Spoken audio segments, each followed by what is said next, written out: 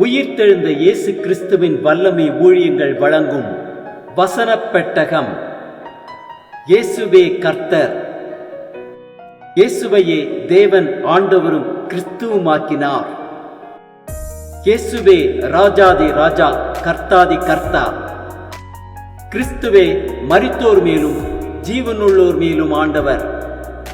கிறிஸ்துவே போதகரும் ஆண்டவருமாயிருக்கிறார். வசனப் பெட்டகத்தின் இன்றைய தின கருப்பொருள் சிலுவை. கிறிஸ்துவனுடையவர்கள் தங்கள் மாம்சத்தையும் அதன் ஆசை இச்சைகளையும் சிலுவையில் அறைந்திருக்கிறார்கள்.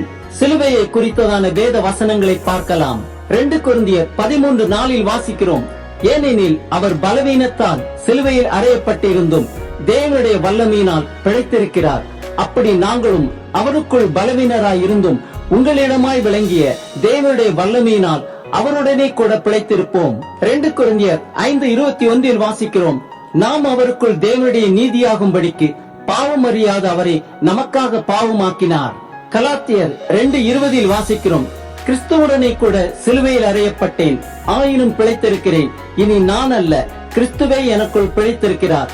நான் இப்பொழுது மாம்சத்தில் பிழைத்திருக்கிறதோ என்னில் அன்பு கூர்ந்து எனக்காக தம்மை தாமே ஒப்புக் கொடுத்த தேவனுடைய குமாரனை பற்றும் விசுவாசத்தினாலே பிழைத்திருக்கிறேன். கலாத்தியர் 3:13 வாசிக்கிறோம்.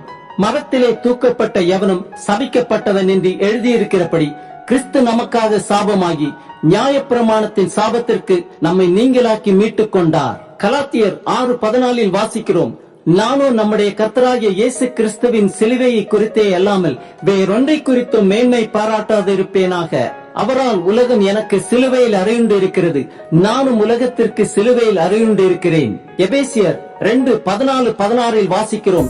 எப்படி எனில் அவரே நம்முடைய சமாதான காரணராகி இருதரத்தாரையும் ஒன்றாக்கி பகையாக நின்ற பிரிவினையாகிய நடுச்சுவரை தகர்த்து பகையை சிலுவையினால் கொண்டு அதனாலே இருதரத்தாரையும் ஒரே சரீரமாக தேவனுக்கு ஒப்புரவாக்கினார். பிலிப்பியர் 2:6-7-8 வாசிக்கிறோம். அவர் தேவனுடைய ரூபமாயிருந்தும் தேவனுக்கு சமமாயிருப்பதை கொள்ளையாடின பொருளாக எண்ணாமல் தம்மைத்தாமே வெறுமையாக்கி அடிமையின் ரூபம் எடுத்து மனுஷர் சாயலானார். அவர் மனுஷ ரூபமாய் காணப்பட்டு மரண பரியந்தமும், அதாவது சிலுவையின் மரண பரியந்தமும் கீழ்ப்படிந்தவராகி தம்மைத்தாமே தாழ்த்தினார். பிலிப்பியர் 3:10-11 வாசிக்கிறோம். இப்படி நான் அவரையும் அவருடைய உயிர்த்தெழுதலின் வல்லமையையும் அவருடைய பாடுகளின் ஐக்கியத்தையும் அறிகிறதற்கும் அவருடைய மரணத்திற்கொப்பான மரணத்திற்குள்ளாகி எப்படியாயினும் நான் மரித்தோரிலிருந்து உயிரோடு எழுந்திருப்பதற்கு தகுதியாயிருக்கும்படிக்கும் அவருக்காக எல்லாவற்றையும் நஷ்டம் என்று விட்டேன், குப்பையமாக எண்ணுகிறேன். கொலோசையர் 2:13-14-15 வாசிக்கிறோம்.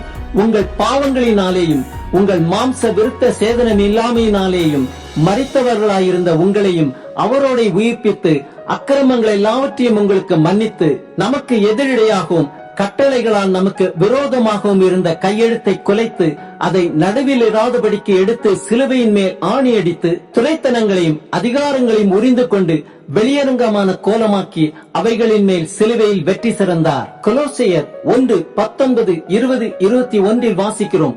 சகல பரிபூர்ணமும் அவருக்குள் வாசமாயிருக்கவும் அவர் சிலுவையில் சிந்தின இரத்தத்தினாலே சமாதானத்தை உண்டாக்கி பூலோகத்தில் உள்ளவைகள் பரலோகத்தில் உள்ளவைகள் யாவையும் அவர் மூலமாய் தமக்கு ஒப்புரவாக்கி கொள்ளவும் அவருக்கு பிரியமாயிற்று.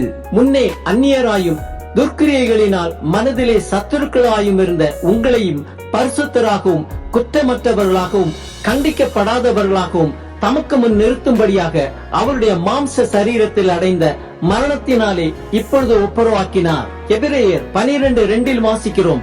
அவர் தமக்கு முன் வைத்திருந்த சந்தோஷத்தின் பொருட்டு அவமானத்தை எண்ணாமல் சிலுவையை சகித்து தேவனுடைய சிங்காசனத்தின் வலது பாரசத்தில் வீற்றிருக்கிறார். 1 பேதுரு 2:24 வாசிக்கிறோம்.